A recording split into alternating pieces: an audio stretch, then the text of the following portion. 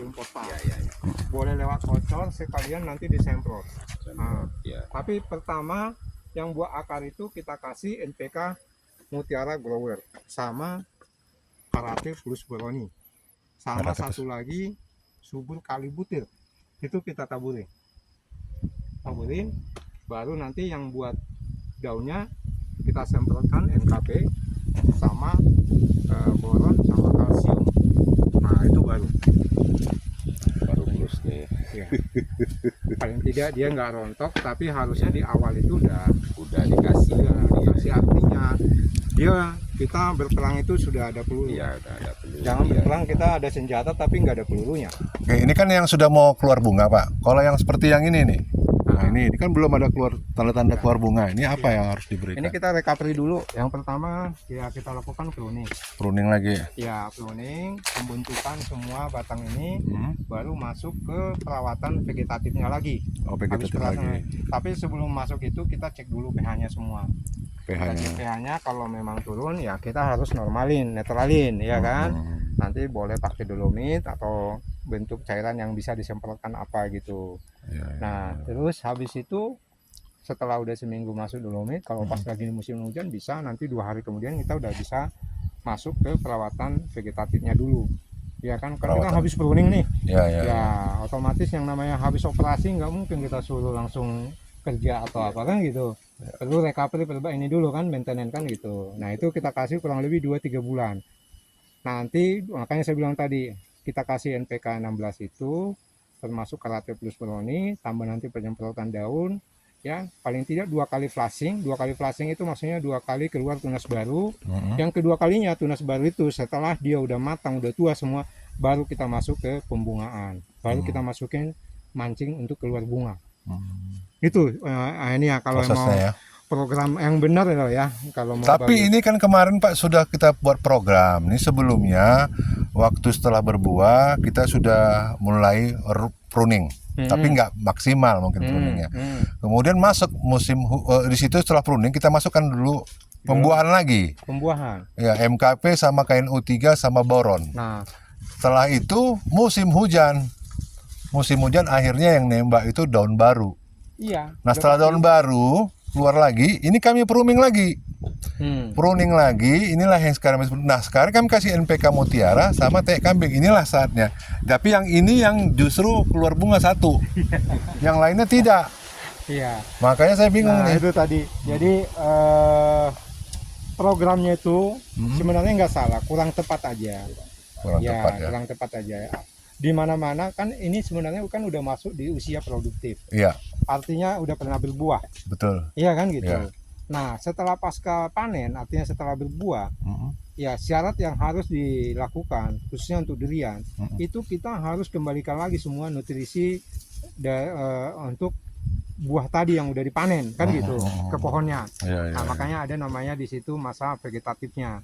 Nah, kita jenuhkan dulu pohonnya dengan nutrisi yang sudah diserap oleh buah tadi yang udah dipanen kan gitu. Nah, kalau kayak tadi Bapak itu bilang habis pruning ya langsung dikasih pupuk produksi KNO3 apa NKP ya? MKP makan Nggak NU3. bisa. Nggak bisa ya? Bukannya nggak bisa, cuma kurang tepat. Kurang tepat ya? Iya, karena dia belum siap. Terus kedua kita nggak tahu pH-nya normal apa enggak. Terus kedua nggak tahu kita. Biasanya kalau habis pruning biasanya kan keluar lagi tunas baru kan gitu. Betul. Karena tunas daun itu kan fungsinya pada saat nanti kita udah masuk ke fase pembungaan, terus lalat buah, ya lalat ya. Pokoknya yang hewan lah. Nah itu sering timbul pada saat musim apa? Musim kemarau. Kalau di musim penghujan dia jarang ada. Nah itu gunanya. Jadi kalau di musim musim kering atau musim panas itu hama yang sering kita harus jaga di situ ya jenis ini ya hama yang tadi hewan belalang tadi apa kutu putih. Nah kalau di musim penghujan ya itu yang sering terjadi itu masalah jamur ya. Nah jamur itu biasanya untuk pestisidanya jenis fungisida ya, sama kebalikannya tadi. Jadi kalau di musim hujan yang insektisidanya yang musim yang tadi yang untuk musim panas tadi ya kita nggak perlu ini terlalu maksimal kita pakai, tergantung tergantung penyakitnya gitu loh. Tapi nah itu tadi kalau di musim penghujan yang paling utama kita mainin di situ jamurnya. Berarti obatnya pestisidanya jenis golongan fungisida. Nah kalau di musim panas jenis golongannya yaitu insektisida. Nah insektisida, fungisida cara kerjanya ada dua, ada kontak, ada sistemik. Nah kalau kontak itu maksudnya kita semprotkan nih ke daun, ya dia hanya di daun aja menempel, dia nggak tembus ke dalam Pori-pori. kalau kita misalkan tembus ke dalam ini. Ya kalau sistemik, nah itu maksudnya tembus. Tapi sistemik juga ada dua kerjanya, translaminar sama akropetal. Translaminar itu ada yang dari translaminar cara kerjanya dari atas ke bawah. Maksudnya kita semprot di atas, dia tembus ke bawah sampai ke dalam. Gitu. Kalau akropetal itu tapi enggak, nanti saya nggak perlu lah, nanti tinggal mengikutin ini saya suruh sampel udah gitu ya kan. Tapi paling tidak tahu lah kalau akropetal itu kita tembak di batangnya itu ya kayak virus langsung menyebar semua ke daun sampai batang.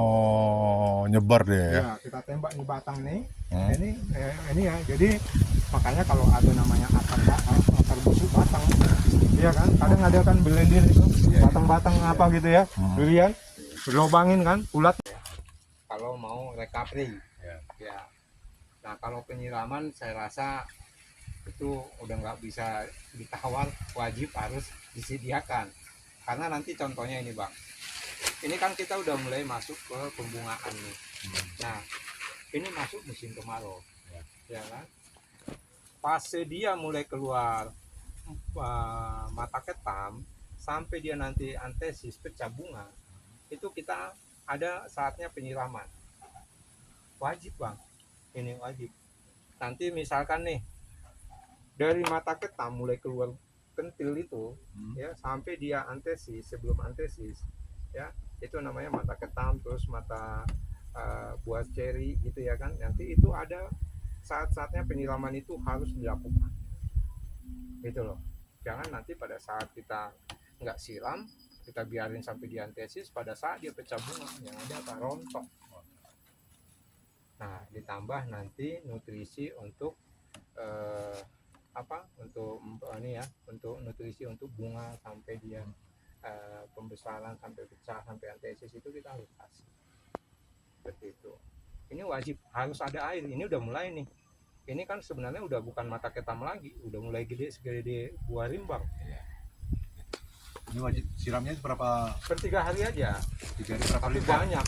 Kalau saya begini di pohon ini kita, ini udah ada 7 meter. 6 ya, 5-6 lah. Lebih ya? Lebih. Ini kita bikin kalau nyiram panas begini terus betul-betul 3 hari, ini minimal 200 liter kita kasih. Berarti drum. Nah, cuma penyiramannya itu kalau bisa jangan langsung tembak gede ya. Bagusnya sih kalau mau efektif nanti next ke depan aja lah. Itu pakai sprinkler. Bisa dari bak itu aja nanti. Bisa. Kemari dia. Nanti saya kasih tahu teknisnya biar efektif, cara pasang irigasinya, terus biar kinerjanya juga maksimal. Nanti kita kasih tahu. Yang penting kita udah lihat nih, ya kan, ini posisi tanamannya seperti apa. Tapi yang jelas Bang, ini wajib pruning. Wajib nih. Rekapi ulang lagi lah. Ya. Kayak gitu. Tapi kalau menurut Pak Simbolon, selain recovery, setelah recovery ini pemulihannya ini dengan seperti ini nanti buahnya kira-kira bagaimana harapannya? Malah lebih bagus loh. Ya. Maksudnya ini kan kemarin ini sebenarnya kan 2022 itu satu pohon itu rata-rata 20 sampai ada yang 70 yang di depan sana. Itu baru buah kedua. Buah pertama ya Bang? Pertama kedua ya? Kedua ya? Yang depan itu? Nah, ketiga kali lah itu. 3 kali ya, dikit-dikit ya. Buah ketiga 70, saya jujur aja saya bilang nggak berani. Biarpun menghasilkan ya, saya kan mikirin untuk usia jangka panjang ya, masalah jangka panjang ya. Jadi kalau kita biasakan kalau durian yang udah durian budidaya begini, yang udah okulasi ya, kita nggak berani memaksimalkan itu. paling nanti kalau misalkan di tahun pertama dia atau di tahun kelima dia buah pertama, itu paling rata-rata kita bikin itu satu pohon itu maksimal 5. Misalkan di sini semua ini kosong daunnya, jangan. Itu nggak Berarti baik. 60% itu 40% lah di sini. Di sini dari batang utama Yang bersih. kita kosongin 40%. Nah, tapi lihat juga kalau nggak memungkinkan misalkan ada di tengah atau apa kita buang. Contohnya kayak gini nih. Ini kan nggak bagus nih kita Iya, buang.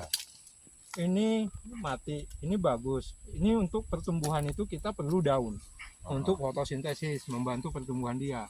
Yang kita nggak, ini yang nggak normal kita buang. Nah, yang ada begini, ini kan bagus nih. Yang ini buang. Ini kan nanti akan ini nih, ini buang. Boleh buang. Nah, yang ini biarin. Ini kalau nggak produktif biarin. Nah, ini boleh kita buang. Buang. Yang ke bawah ini buang. Nah, terus ini kita buang, nggak bagus ini nih. Jadi biar cahaya. Nah ini kan banyak nih. Ya, ntar saya lihat dulu. Ini yang ke bawah buang. Ini kita jadiin yang mana? Yang di sini. Ini biarin aja dulu. Ini nanti salah satu harus kita buang. Cuma karena di awal seperti ini kita jadikan dulu biar ini jangan terlalu ini ekstrim. Mana yang lebih bagus nanti ya, Ya. itu kita pakai. Apa namanya, tanah merah lihat gitu ya kan. Atau yang kita mau kan lempung berpasir. Kalau berpasir banget juga nggak bagus. Artinya kalau berpasir itu pada saat kita penyiraman yang namanya pasir kan pori-porinya besar, yang ada habis artinya loss ya kan. Kalau lihat menyimpang, akar nggak boleh menggenang ya kan, nggak boleh menggenang, artinya itulah